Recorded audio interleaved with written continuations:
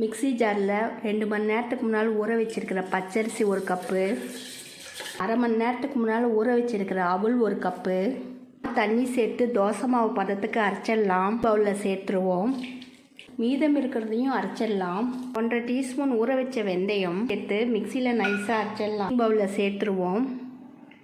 உப்பு எல்லாம் கலந்து விட்டாச்சு. 10 நிமிஷமாக நல்லா ஊற வச்சாச்சு. மாவு ரெடி ஆயிடுச்சு.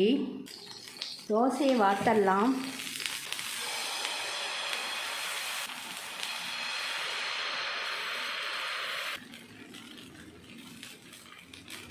ஒரு டீஸ்பூன்.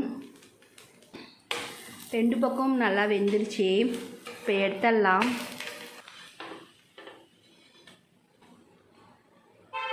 இன்ஸ்டன்ட் அவல் தோசை ரெடி ஆயிடுச்சு. இது போல் ட்ரை பண்ணி பாருங்கள். தேங்க்யூ.